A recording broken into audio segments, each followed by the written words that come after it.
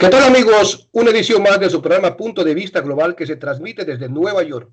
Como ya es conocido a nivel mundial, a causa del COVID-19 nos encontramos transmitiendo desde casa, obedeciendo a nuestras autoridades y para poner a buen recaudo nuestras propias vidas. Nuestro objetivo es llegar a cada uno de ustedes con información veraz, con objetividad, imparcialidad y profesionalismo como nos caracteriza. Hoy nos acompaña desde Ecuador vía Skype Fausto Jarrín es jurista, abogado, entre otros créditos. Doctor Jarrín, gracias por aceptar nuestra invitación al programa Punto de Vista Global. Bienvenido. Muchas gracias, Orlando. Muchas gracias al programa Punto de Vista Global. Un saludo muy afectuoso para nuestra comunidad migrante en Estados Unidos, en Nueva York, en el mundo en general. Para mí es un placer poder estar con ustedes unos minutos. Con el doctor estaremos analizando 5 temas de análisis y derecho en el caso de su defendido, el doctor Rafael Correa, expresidente de la República del Ecuador. Primer tema. ¿En qué periodo va el caso del defendido Rafael Correa? ¿Le alcanzarán los tiempos para inscribir su candidatura a Rafael Correa? ¿Cómo van los casos de Paola Pavón y Virgilio Hernández? Acciones que debería tomar la Fiscalía en el caso de que se descubrió en el allanamiento a la casa del asesor del asambleísta Daniel Mendoza.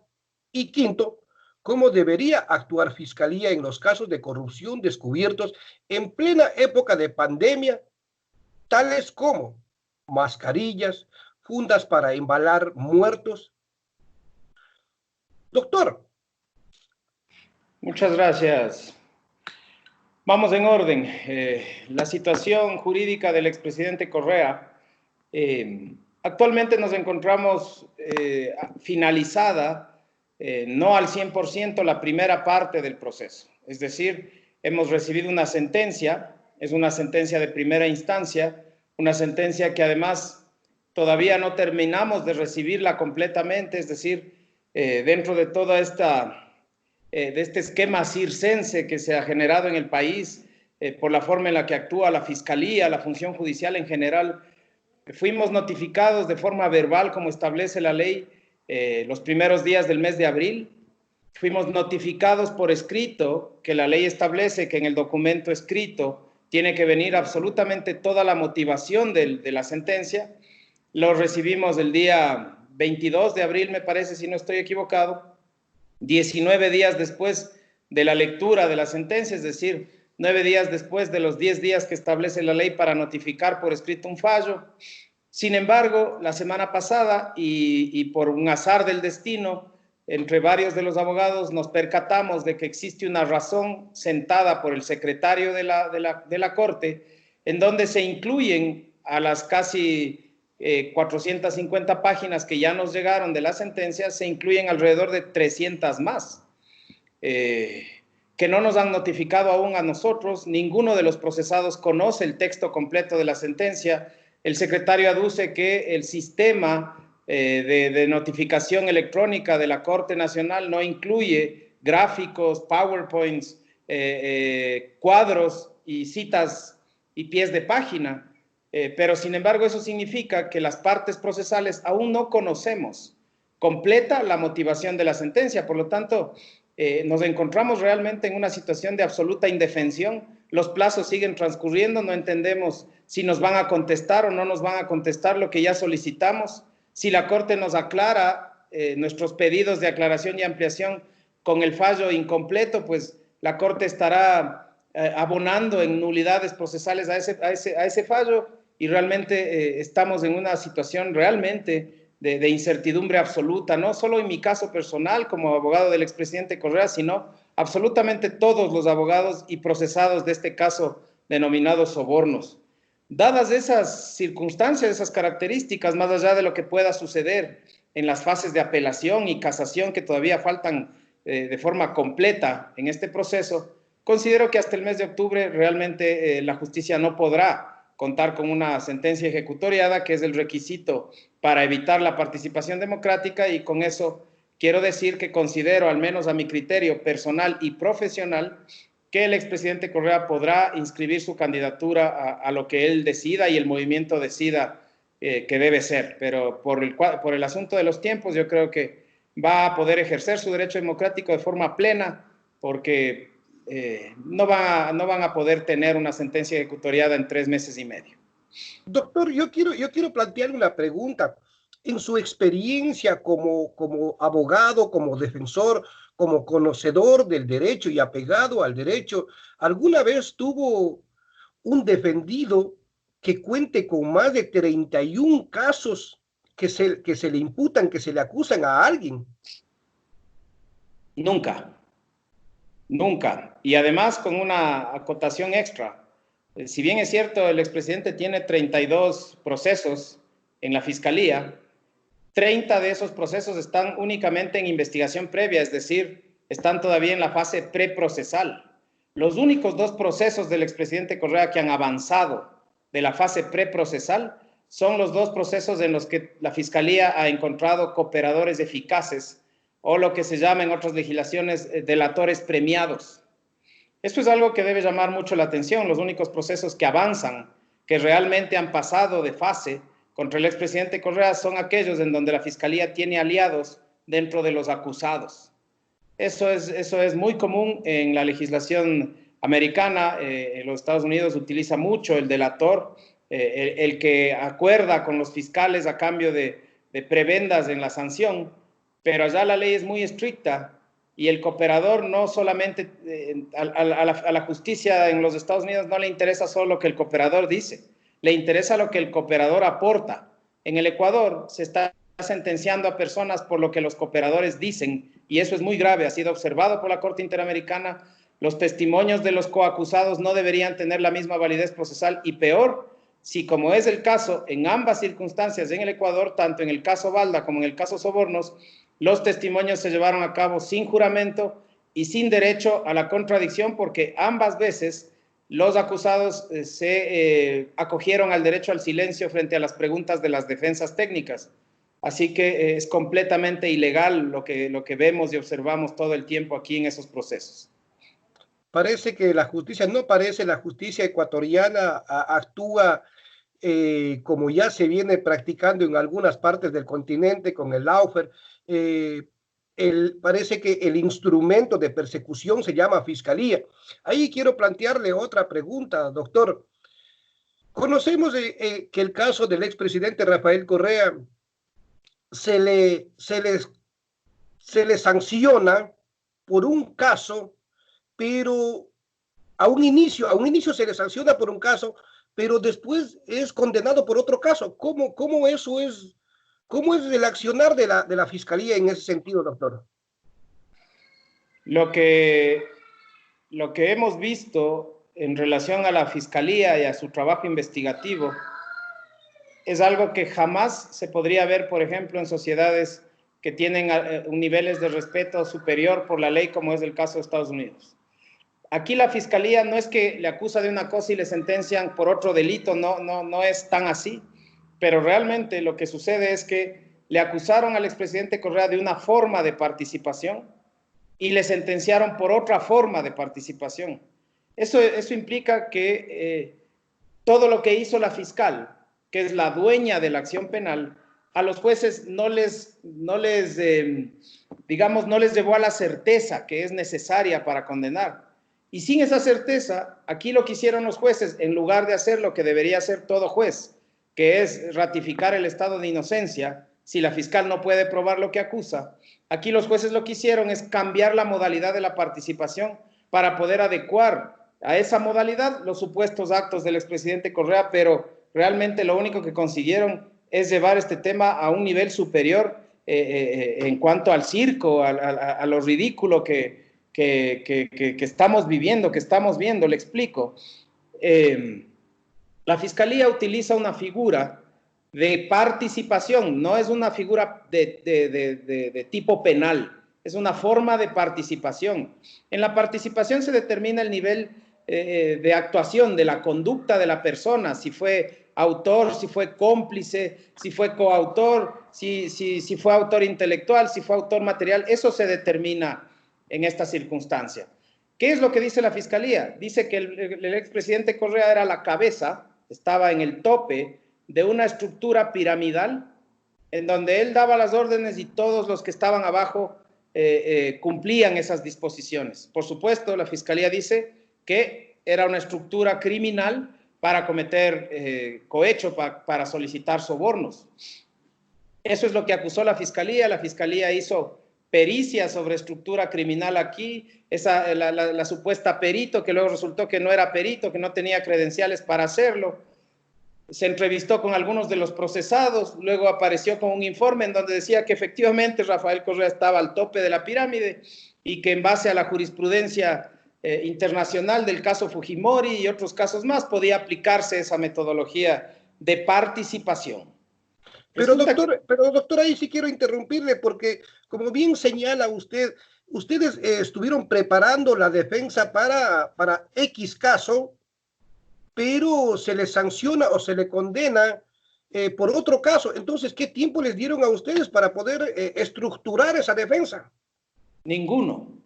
Eso iba a decir. Los jueces, ya después del juicio, después de la audiencia, después de los testigos, después de los peritos, después de los informes, después de la contradicción, el litigio que en sí se desarrolla en la audiencia de juicio, ya cuando van a dictar la sentencia, ellos dicen que la Fiscalía no ha logrado demostrar fehacientemente la existencia de la estructura y que por lo tanto el expresidente Correa, por un influjo psíquico, instigó a otros funcionarios a cometer delitos. Y por supuesto, lo que usted dice es completamente correcto. Jamás nos defendimos de instigación. Jamás hablaron ni la Fiscalía, ni jueces, ni acusadores, ni absolutamente nadie, ni el procurador, ni nadie, jamás hablaron de influjo psíquico, jamás hablaron de inducción, jamás hablaron de inducidos. Siempre hablaron de autoría mediata por estructura jerarquizada de poder. Pero doctor, perdón, si eso resta dentro de la Constitución, dentro de la Carta Magna, dentro de las leyes que rigen al Ecuador, ¿por qué procede eso?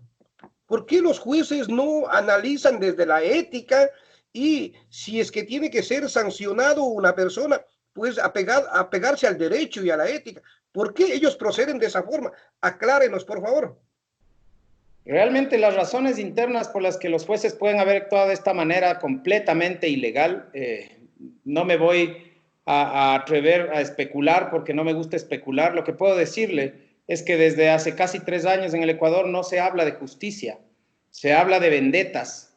Y nosotros, los que nos hemos relacionado, a los que se nos acusa, porque además es una forma de acusarnos, de apuntarnos con el dedo, de ser correístas, perdimos desde hace casi 3 años todo derecho en el país. Se nos procesa con leyes derogadas, se nos procesa con testimonios falsos, con pruebas forjadas, se nos evita el derecho a la defensa, nos vinculan cuando ya tienen todo el proceso avanzado, siempre encuentran delatores premiados que se benefician de impunidad. Nosotros los correístas en estos años, lo último que hemos tenido es justicia y derecho. Para nosotros el Ecuador dejó de ser un Estado de Derecho y se transformó en un Estado policial. Vivimos permanentemente observados, vigilados. Las autoridades del gobierno no tienen el más mínimo rubor en hacer conocer públicamente que nos están observando, que inteligencia nos revisa si estamos o no estamos realizando complots, dicen ellos permanentemente.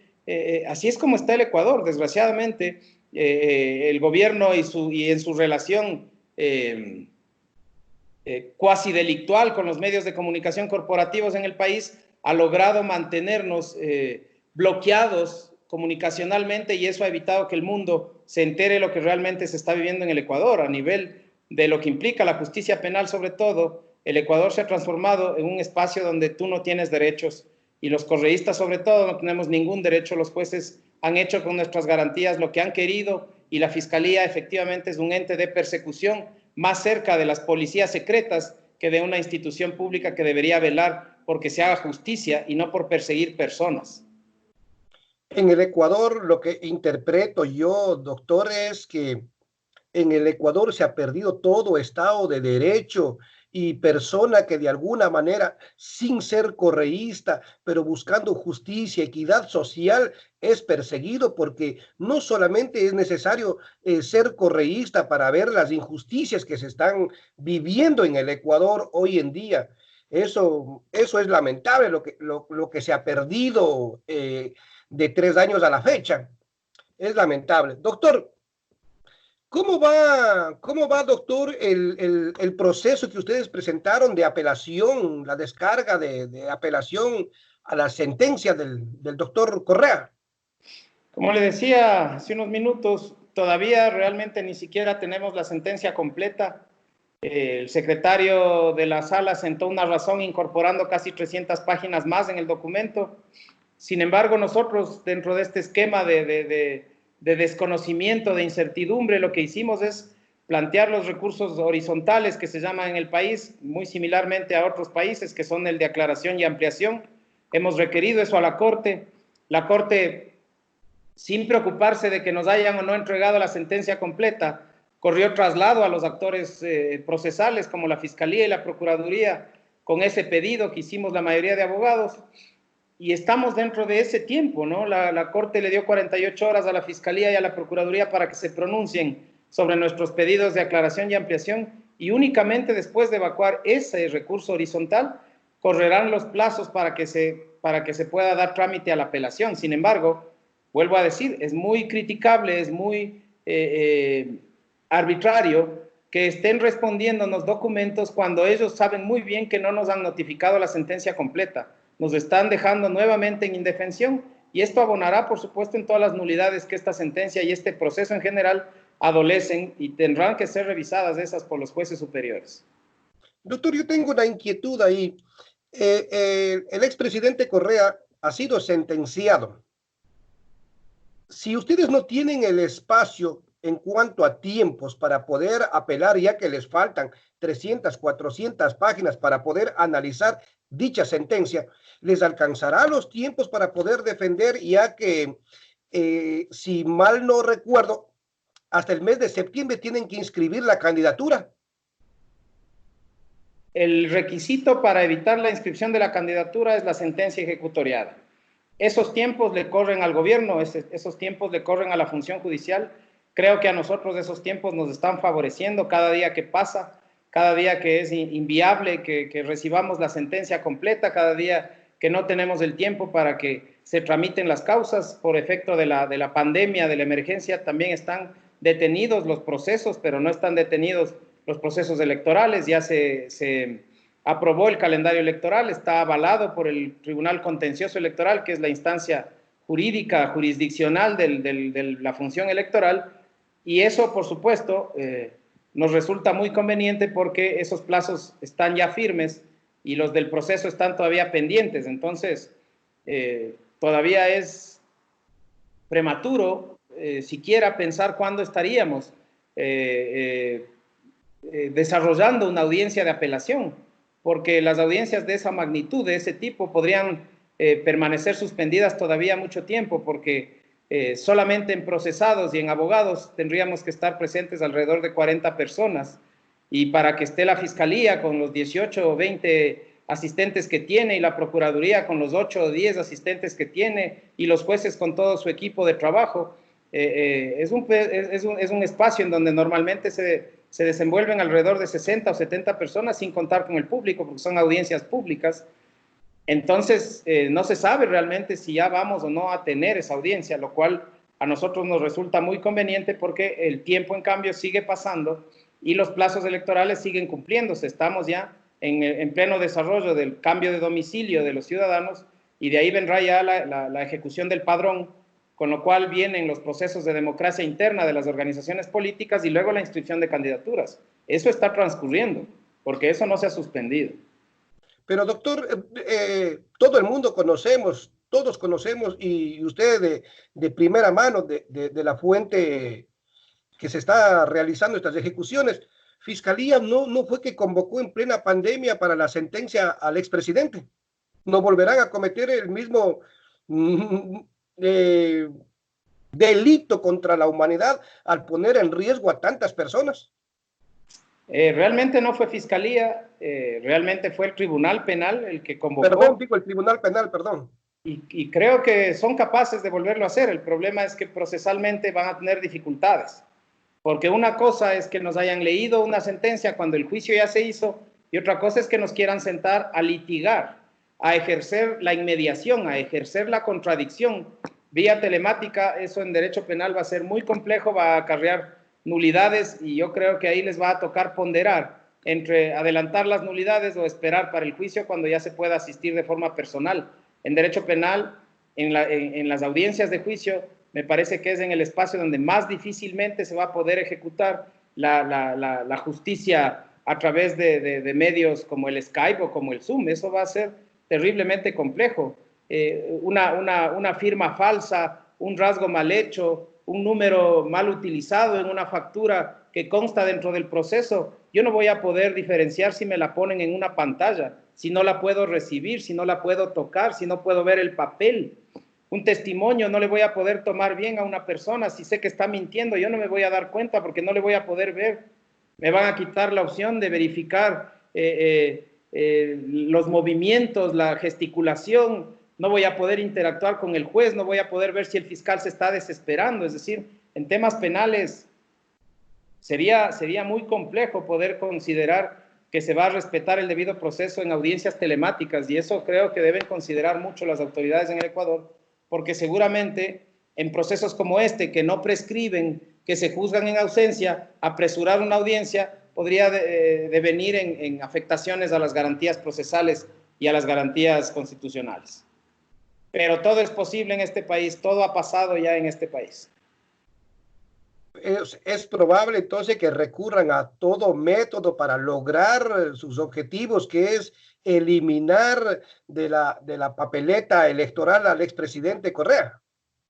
No es imposible, han demostrado no tener límites en la perversidad con la que actúan, por lo tanto no creo que sea imposible, pero yo vuelvo a decir que considero que cada día se les hace más difícil mantener esta forma de actuar, porque inclusive la capacidad política de gestión a este gobierno ya le ha quedado muy poco, y después de que recuperemos la posibilidad de movilizarnos plenamente, creo que el gobierno tendrá que enfrentar una serie de reacciones populares en los distintos sectores, a los que además en la mitad de la pandemia le han generado normas que precarizan al sector laboral, normas que van a poner gente en la calle, que se van a quedar sin trabajo, funcionarios públicos.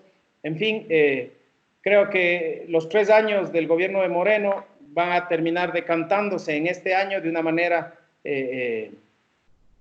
muy lamentable, porque la ciudadanía en el Ecuador está realmente a tope, al borde, y el hambre empieza a ser presa de la gente, peor en tiempos de pandemia. Doctor, sabemos también que se dictó orden de confiscar bienes e inmuebles del acusado. ¿Cómo va ese proceso, doctor? Ninguno de las decisiones que constan en la sentencia de la Corte Nacional, que como vuelvo a decir, aún no la conocemos completa, entra a ser ejecutada y efectivizada hasta que no esté ejecutoriada. Ya existía una orden de prohibición de enajenar, eso se va a mantener, por supuesto.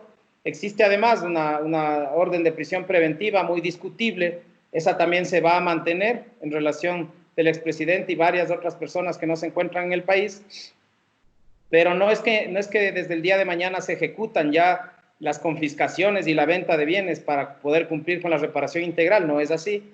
Eso solamente quedará firme y se ejecutará cuando la sentencia esté ejecutoriada y ya no tengamos ninguna opción de impugnarla. Por lo tanto, está en el documento, por supuesto.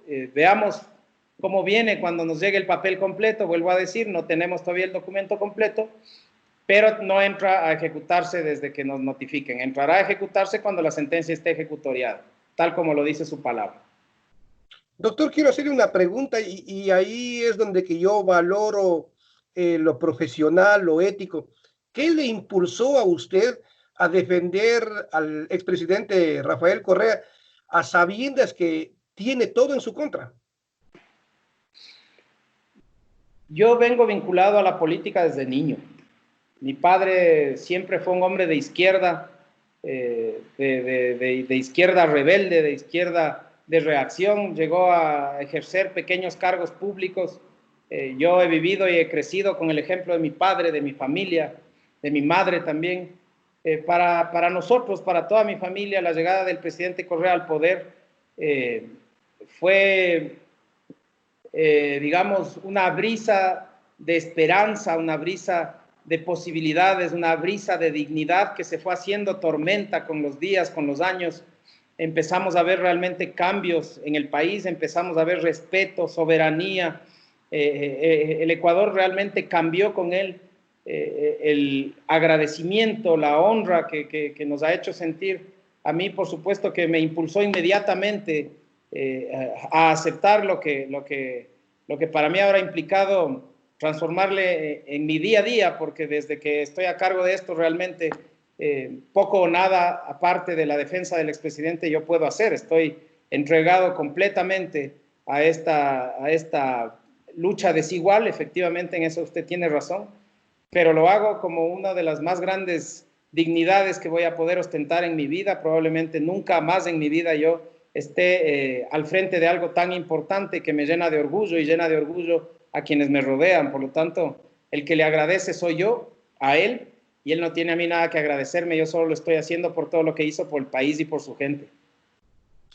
Conocemos muy bien, doctor, de lo que el cambio infinito, sin querer salirnos del tema, el cambio infinito que se dio en el Ecuador, más sin embargo, la gente parece que es bastante ingrata y olvida cuán cuantitativo, cuán significativo fue la transformación del país. En ese sentido, pues felicitarles a las personas que no se han logrado vender, no han logrado sentir ese temor de la acusación o de la persecución. Doctor, ¿cómo van los casos de Paola Pavón y Virgilio Hernández? El caso de nuestra compañera Paola Pavón es el mismo que Virgilio y el mismo que Cristian González. Son nuestros tres compañeros que fueron apresados y los mantuvieron detenidos casi 80 días como producto del levantamiento popular de octubre. Ese es un caso que será, por supuesto, materia de discusión, materia de estudio por muchos años, porque probablemente ese y el caso Sobornos, quizá ese intento de detener al papá del asambleísta Gabriela Rivadeneira, puedan ser los casos insignia de cómo se ha manejado la violencia con la que ha actuado el gobierno, la fiscalía, la función judicial en estos años en los que nos hemos tenido que defender de esto que se ha denominado lawfare dentro del país. La utilización de los medios de comunicación, los allanamientos violentos, las audiencias en horarios fuera de lo normal, las prisiones preventivas arbitrarias. En el caso de rebelión de Paola Pavón, Cristian González y Virgilio Hernández es donde se plasma una por una todas estas, este canal de abusos de que el Estado será responsabilizado prontamente. Ese proceso, estamos a la espera de que se fije audiencia preparatoria de juicio. Esa es una audiencia intermedia en donde los jueces van a validar si efectivamente se han cumplido los requisitos previos para que haya juicio, valga la redundancia, la competencia, la ausencia de nulidades y la procedibilidad. Es una audiencia donde la Fiscalía tendrá que concretar su acusación y el juez podrá llamar a juicio o dictar un sobreseimiento sobre las personas en caso de que considere que no hay argumentos suficientes para el llamado a juicio. Esa audiencia, como dije, está suspendida, se suspendió por efecto de la emergencia sanitaria y no hemos sido convocados hasta la fecha con ningún día para que podamos especular sobre cuándo se realizará la misma. Desconocemos al momento cómo iría eso. Ese proceso prácticamente terminó en febrero, cuando concluyó la instrucción fiscal. Una instrucción fiscal que siempre dio la vuelta por la información que apareció en medios de comunicación y que jamás tuvo la posibilidad de robustecerse con evidencia real que no haya sido la tergiversación de algunos medios de comunicación y la evidencia falsa que utilizó la Fiscalía cuando formuló los cargos respecto de los acusados. Por lo tanto, yo considero que ese proceso será para la Fiscalía un muy grave dolor de cabeza, un muy grave precedente, porque no es imposible que los jueces desde la audiencia preparatoria de juicio le nieguen a la Fiscalía el cumplimiento de los principios de objetividad e imparcialidad que era obligación de los fiscales. Así que yo tengo mucha esperanza sobre ese proceso. Mi actuación en ese proceso es en calidad de abogado de Cristian González. El abogado de Paola y de Virgilio no soy yo. Hablo específicamente por mi defensa técnica en el caso de Cristian, con quien además me compromete una cercanía personal muy grande. Doctor, yo quiero plantearle ahí esta pregunta. ¿Por qué a estas tres personas como Paola, Virgilio, Cristian se les apresa y a otras figuras políticas que bloquearon aeropuertos, cierran ciudades, llaman a incendiar ciudades? ¿Por qué la justicia no actúa con la misma energía y la severidad? Explíquenos, doctor, porque necesitamos entender. El día de hoy, a la señora Alexandra Ocles, a quien además le costó el cargo este intento de compra de insumos alimenticios con sobreprecio, la Fiscalía solicitó prisión preventiva y la jueza se lo negó. Me debato entre ponerme contento porque la prisión preventiva no sirve para eso, está bien negado, pero a ratos como que me da hasta envidia, porque a mí, durante todos estos 3 años, jamás he estado frente a un juez que haya negado una prisión preventiva pedida por la Fiscalía. Así que la selectividad con la que están actuando los funcionarios de la función judicial, en unos casos la Fiscalía y en otros casos la función judicial, y en otros casos claramente coordinado, como en este, porque la señora fiscal ni siquiera fue a la audiencia, fue el subrogante, porque seguramente la fiscal sabía que le iban a negar la prisión y no quiere tener que salir a explicarle a la ciudadanía por qué le negaron la prisión, porque en cambio a quienes nos consideran correístas nunca le negaron una prisión preventiva. Entonces, lo que estamos viviendo, vuelvo a lo que dije hace algunos minutos, es un proceso de persecución política, un proceso de guerra judicial, en donde el objetivo, si bien es cierto, más importante es Rafael Correa, somos en general todos aquellos a quienes nos circunscriben dentro del pensamiento que se ha denominado el correísmo, que además fue una denominación que salió de los medios de comunicación para tratar de ubicarnos como un grupo al que había que atacar, al que había que perseguir. Sobre el correísmo se ha dicho mucho en estos años. Realmente al expresidente Correa le incomoda inclusive que se haya denominado así, como si fuese una tendencia ideológica, que no es. Es como ellos nos denominaron a nosotros para poder apuntarnos con el dedo, para pedir que nos saquen de los cargos públicos, para exigir en la Contraloría que aparezcan los indicios de responsabilidad penal o las glosas civiles y les cobren a quienes aparecen, aunque sea de lejos, como vinculados al correísmo. Es un término que se acuñó para podernos perseguir. Y cuando se trata de temas de la justicia, basta con que seas correísta para que tengas la seguridad de que la fiscal va a pedir prisión y que los jueces se la van a otorgar. El día de hoy se ha reafirmado la selectividad de la justicia cuando a una persona que hace una semana pidieron la formulación de cargos, nadie le allanó. El día de hoy asistió a la audiencia y le dejaron regresar a su casa porque la jueza dijo que no hay prisión preventiva. Entonces la prisión preventiva es la regla únicamente cuando eres correísta. El resto del tiempo los jueces sí pueden evaluar como han debido hacer siempre y en nuestros casos no lo han hecho nunca. Es decir, doctor, que la justicia tiene el objetivo de apresar, de amordazar, si es que cabe el término, a todo aquel que se identifique con el correísmo, que si bien es cierto, el mismo presidente dice, no tienes que ser correísta, tienes que defender, valorar tus derechos, porque eso es lo que se ha ganado en el gobierno de Rafael Correa, con lo cual yo estoy 100% de acuerdo. Uno tiene que seguir proyectos, no personas. Entonces, doctor, yo le quiero preguntar esto. El Laufer se les está derrumbando, sucederá como en Argentina, en Brasil.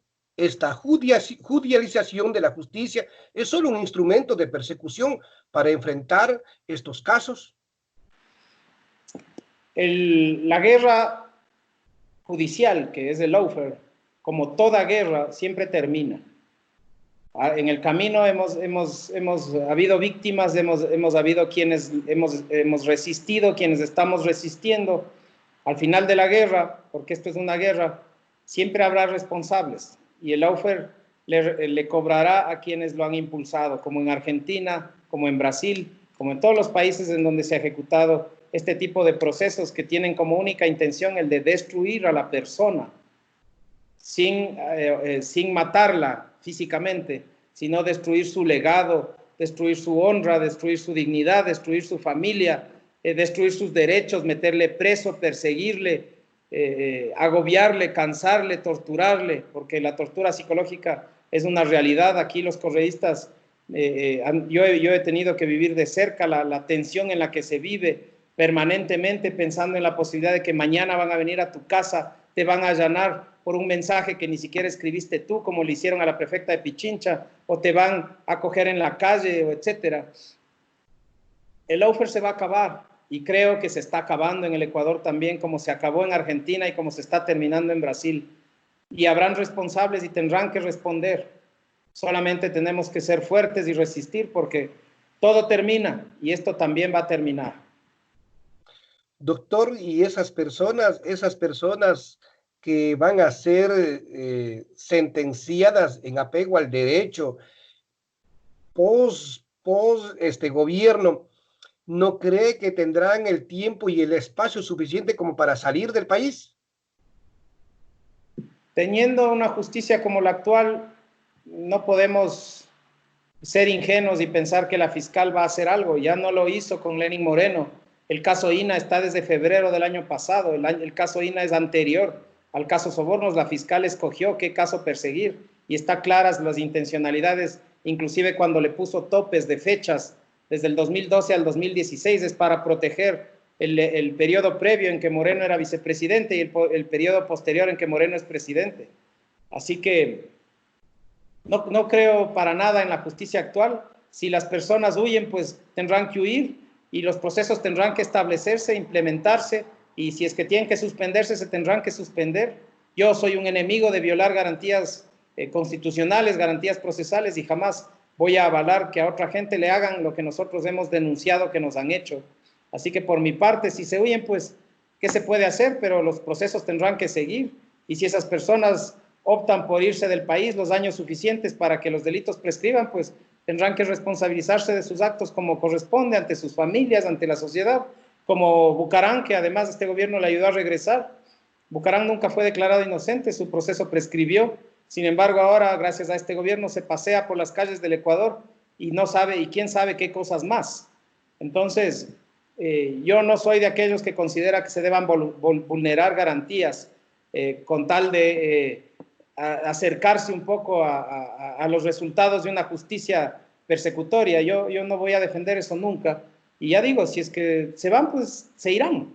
Pero los procesos hay que implementarlos, los precedentes hay que dejar, y eso se hace con planteando los juicios, planteando las demandas como corresponde y sin violentar garantías de ningún acusado, porque inclusive los traidores tienen derechos y no se les deben atropellar esos derechos como nos han atropellado estos 3 años a gente honesta, a gente humilde, a gente del pueblo.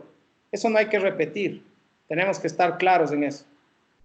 Doctor, ¿por qué Fiscalía no actúa con la misma agilidad en los casos como por ejemplo del asesor del asambleísta Daniel Mendoza, que allí sí se encontraron pruebas físicas y no fue puro especulaciones? ¿Cómo sería el proceder en apego al derecho en este caso en particular? Me parece que el análisis tiene que pasar por el hecho de que el allanamiento a este personaje se da el día anterior de una votación importante en la Asamblea. Eso llama mucho la atención. De ahí yo creo que se actuó rápido, se detuvo a la gente, se detuvo las evidencias.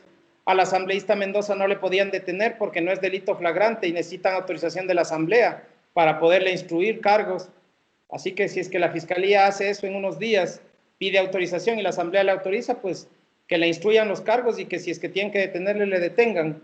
Esa inmunidad que tienen los asambleístas debe respetarse, que no se hizo con Sofía Espín, que no se hizo con nuestros asambleístas, pero yo siempre voy a defender que se respeten los derechos y creo que así es como se debe hacer. Entonces, creo que en ese caso no es que se demoraron, lo que me llama la atención es que lo hayan hecho al mismo tiempo que la votación de la Asamblea. Y lo que me llamaría la atención es que ese tema quede ahí porque ya se aprobaron las leyes. Hay que estar muy pendientes de qué es lo que hace la Fiscalía con todas esas versiones, con todas esas incorporaciones de evidencia que se hizo como resultado de esos allanamientos, porque lo que sí no deberíamos permitir es que el caso quede en el olvido. Eso no deberíamos permitir.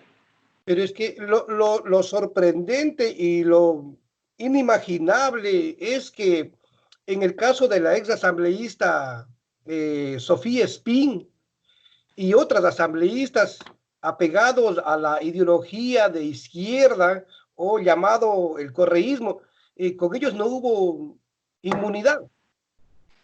Sí, hubo pedidos de levantamiento de inmunidad y en el caso de Sofía Espín, la Asamblea de forma ilegal, en una reconsideración, le levantó la inmunidad a otra asambleísta.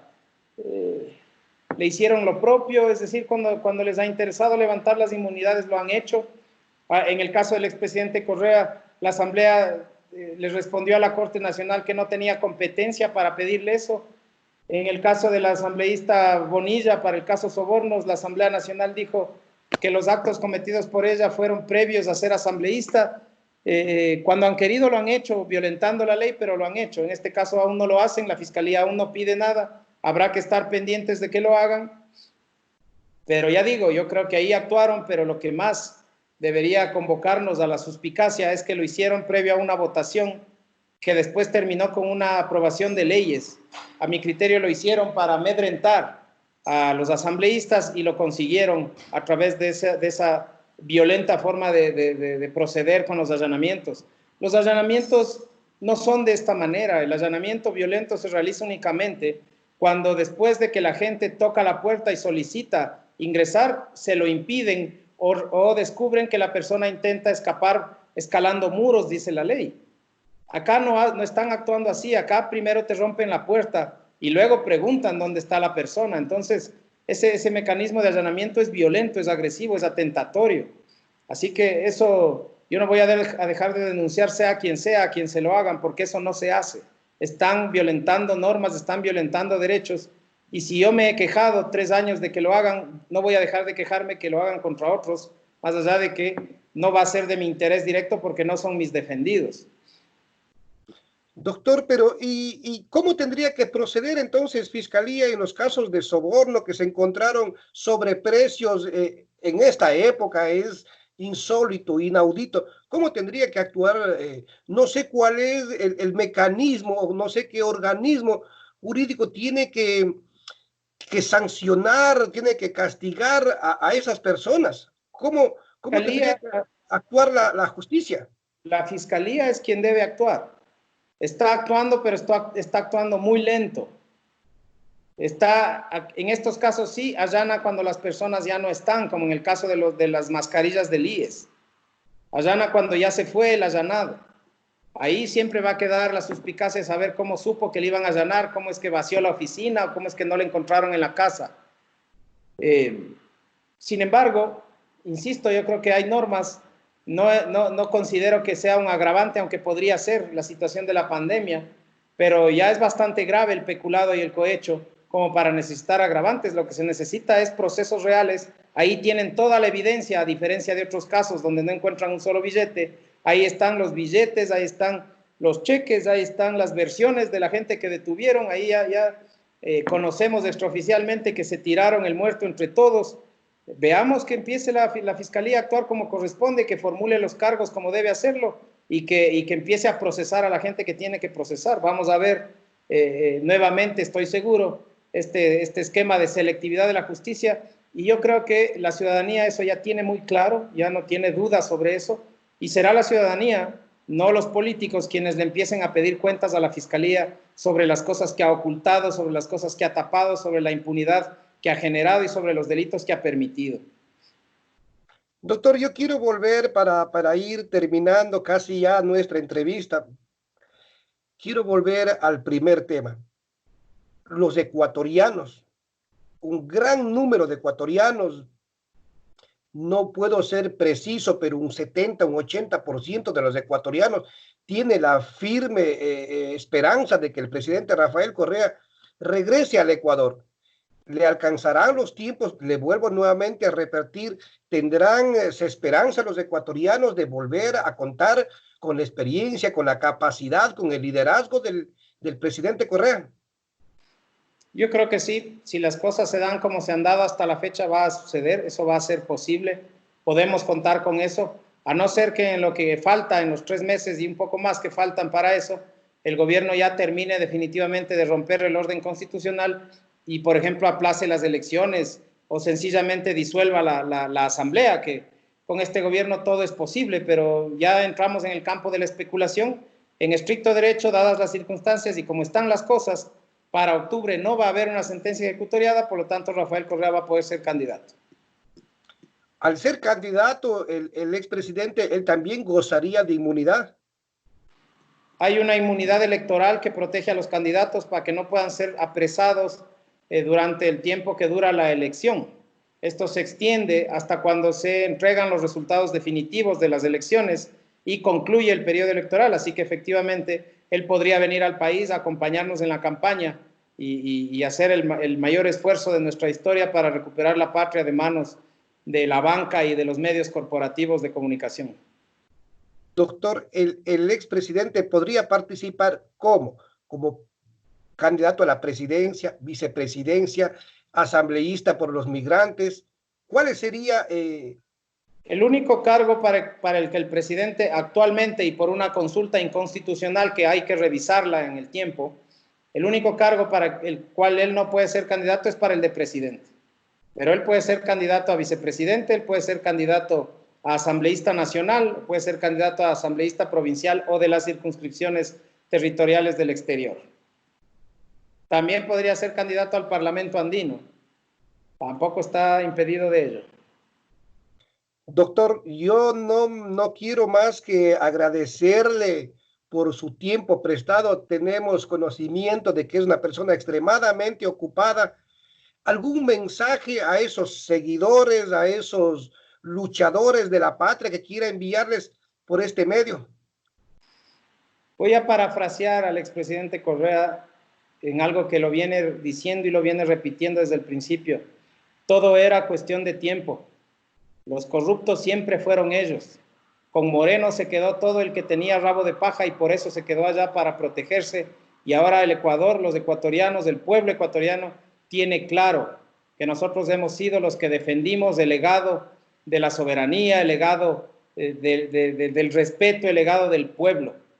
A ellos que les juzgue la historia, a ellos que les juzgue el pueblo, nosotros tenemos que volver y tenemos que vencer.